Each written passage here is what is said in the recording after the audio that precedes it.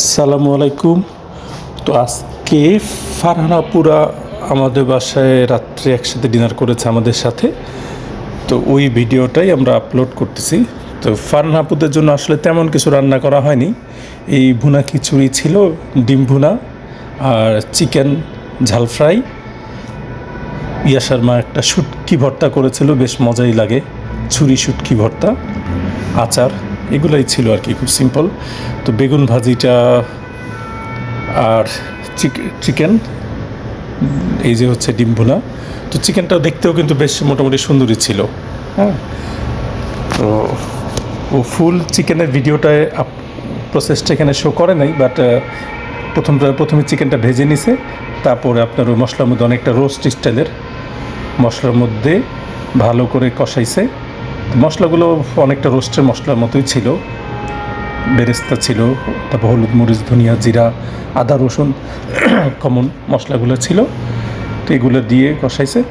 আর ভুনা খিচুড়ি আমরা যে রান্না করছিলাম, সেই ভুনা খিচুড়ির প্রসেসটা আপনাদের সাথে আজকে শেয়ার করি, একটা আইটেম শেয়ার করি, আরেকদিন আমরা চিকেনেরটা শেয়ার করব। তো ভুনা খিচুড়ি প্রায় 1 কেজি চাল ছিল। তো 1 কেজি চালের অনুপাতে আমরা কিছু পরিমাণ তেল নিয়ে নিলাম চুলার মধ্যে। আর আমাদের পাতিলটা ছিল নন স্টিক, তাহলে ভালো হয় নিচে যাতে না লাগে। তার সাথে আমরা দিয়ে দিছি ঘি বা বাটার। হ্যাঁ, আমরা এখানে বাটার থেকে ঘি তৈরি করি, যেটা ক্ল্যারিফাইড বাটার বলে বা ঘি। ওই চিকেনটা দেখাচ্ছে আবার। তো আমরা ঘি দিয়ে দিলাম। এখন এর মাঝে আমরা প্রথমে দিব গরম মশলাগুলো। তাহলে হয় কি, গরম মশলা থেকে যে সুন্দর একটা ফ্র্যাগনেন্স বা সুঘ্রাণ, সেটা আপনার পুরো তেলটার মধ্যে ছড়ায় বা ঘিটার মধ্যে ছড়ায়। আর সেই তেল ঘিটা আপনার রাইসের সাথে সাথে রাইসের ভাজে ভাজে সেটা ছড়া যায়, তখন এটা বেশ ভালো লাগে। যদি আপনি গরম মশলাটা প্রথমেই তেলের মধ্যে দিয়ে দেন, ওই ঘ্রাণটা ছড়া যায়। তারপরে আমরা দিব হচ্ছে, আর গরম মশলার পরিমাণটা হচ্ছে আন্দাজে। যেমন আমরা 1 কেজি, এক্সাম্পল 1 কেজি চাল রান্না করব, তো 1 কেজি চালের জন্য 5-6টা এলাচি, দারচিনি, তেজপাতা এরকম। আর আমরা দিলাম হচ্ছে আদা রসুন। তো আদা রসুন হচ্ছে 1 চামচ 1.5 চামচের মতো আদা, 1-1.5 চামচ হচ্ছে রসুন, পরিমাণ এইরকম আর কি। খুব বেশি দিলে আবার তখন ও খিচুড়ির মধ্যে একটা আদা রসুনের ঘ্রাণ আসবে, তো ওইটা খুব একটা ভালো লাগবে না। তো আদা রসুনটা আমরা খুব ভালো করে কষাইয়ে তারপর এর মধ্যে আমরা দিয়ে দিলাম পেঁয়াজ। তারপর যখন পেঁয়াজটা মোটামুটি ভাজা ভাজা হয়ে আসবে, সেই স্টেজে আমরা দিব হচ্ছে চাল। তো এই জন্য আমরা 1 কেজি চাল প্রথমে নিলাম। আর হচ্ছে 1 কেজি চালের সাথে আমরা প্রায় 1/4 ডাল। তো ডালের মধ্যে আমরা আবার 2 রকম ডাল নিয়েছি, মুগ ডাল, মুসুর ডাল। আপনার ইচ্ছা করলে শুধু মুগ ডাল দিয়েও করতে পারেন, সেটা খুব টেস্টি, বাট আমরা আজকে মিক্সড করে করছি মুসুরি। তো মিক্সটা হচ্ছে এরকম, 4/3 মুগ ডাল, 1 হচ্ছে মুসুর ডাল দিয়ে আমরা এই মিক্সটা করছি।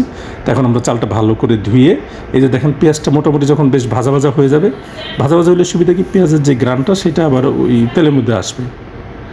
আদা রসুন পেঁয়াজ সবগুলো দেখেন মোটামুটি ভাজা ভাজা হয়ে গেছে, খুব সুন্দর একটা কালার আসছে। এখন আমরা এটার মধ্যে চালটা দিয়ে দিব। চালটা দিয়ে চালের মধ্যে মশলাগুলো দিয়ে তারপর চালটা ভালো করে ভাজা ভাজা করে তারপর আমরা এর মধ্যে পানি দিব। তো পরিমাণ মতো লবণ দিয়ে দিলাম, লবণ আপনাদের পরিমাণ মতো, আপনাদের আন্দাজ মতো। তো এখন আমরা 1 চামচের মতো হলুদ, সেটাও পরিমাণ মতো। খুব বেশি যদি হলুদ দেন তো দেখবেন হলুদের একটা ঘ্রাণ করব। আর হলুদ বেশি হয়েছে কি না সেটা বুঝবেন কীভাবে, ভাত খাওয়ার পরে বা যে কোনো কিছু তরকারি খাওয়ার পরে যদি দেখেন হাত হলুদ হয়ে গেছে, তাহলে বুঝবেন এই তরকারিটার মধ্যে হলুদ বেশি ছিল। আর যদি দেখেন না, হাত ধোয়ার পরে স্বাভাবিক, হাতে কোনো কালার নাই, তাহলে বুঝবেন হলুদ নর্মাল ছিল। আর ধনিয়া, জিরা, গরম মশলা গুঁড়া আমরা অল্প অল্প করে দিয়ে দিলাম, খুব বেশি না, যাতে খিচুড়িটা অত বেশি ঘ্রাণ না হয়। আবার এটা তো ব্যালেন্স করতে হবে, কারণ বাচ্চারাও খাবে, আমরাও খাবো, ওদের জন্য তো আলাদা খিচুড়ি না, একটাই খিচুড়ি। তো আপনারা যখন বাসায় রান্না করবেন, এরকম বড়োদের বাচ্চাদের জন্য করতে গেলে একটা ব্যালেন্স চিন্তা করে রান্না করবেন, যে আমরাও যেহেতু খাবো ওরাও খাবো, তো মরিচের পরিমাণটা সব কিছু একটা ব্যালেন্স দিলে ভালো হয়। তখন আমাদের লাগলে আমরা মরিচ অ্যাড করবো, লবণ লাগলে লবণ অ্যাড করবো। আর পানিটাও পরিমাণ মতো দিয়ে দিলাম। পানি হচ্ছে আমরা ডাবল পানি ইউজ করছি। হ্যাঁ, যেমন 1 কেজি চালের সাথে আমরা 2 কেজি পানি দিছি, কারণ 1 কেজি চাল আবার ডালও আছে 250 গ্রাম, সো 2 কেজি পানি এনাফ। তো পানিটা গরম পানিটা ইউজ করবেন, তাহলে তাড়াতাড়ি বলক উঠে যাবে। এখন আমরা অপেক্ষা করব চালটা যখন মোটামুটি পানিটা করে ফেলবে, অ্যাবজর্ব করে ফেলবে, সেই স্টেজে আমরা এটা দমে দিব। আমরা এই জন্য এখন ওইটা ওয়েট করতেছি। দেখেন চালটা মোটামুটি অ্যাবজর্ব করে ফেলছে, ঠিক এই স্টেজটাই দরকার। এর থেকে বেশি দিলে কিন্তু খিচুড়িটা ড্রাই হয়ে যাবে, আর কম দিলে খিচুড়িটা তখন একটু নরম হয়ে যাবে। ঠিক এই স্টেজটা আপনারা ওয়েট করবেন। এই স্টেজ যখন চলে আসবে তখন আপনারা দমে দিয়ে দিবেন। এখন লাস্ট আমরা একটু ভেরিফাই করতেছি লবণের পরিমাণটা ঠিক আছে কিনা। যদি না থাকে তাহলে আমরা এখন এই স্টেজে আবার লবণ একটু অ্যাড করে দিব। কিছুটা লবণ অ্যাড করে দিলাম, আর কিছু বেরেস্তা আমরা আবার ইউজ করতেছি, পেঁয়াজের বেরেস্তা। এখানে আমাদের রেডিমেড কিনতে পাওয়া যায় প্যাকেট, সেখান থেকে আমরা কিছু বেরেস্তা আমরা ইউজ করলাম যাতে সুন্দর একটা গান। এখন আমরা এটাকে দমে দিয়ে দিচ্ছি।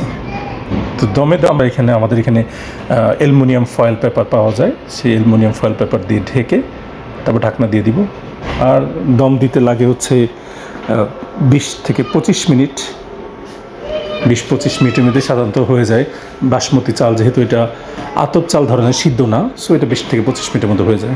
আর যখন আপনারা সিদ্ধ চাল দিয়ে কিছু রান্না করবেন তখন দমের পরিমাণটা আরও বেশি হয়।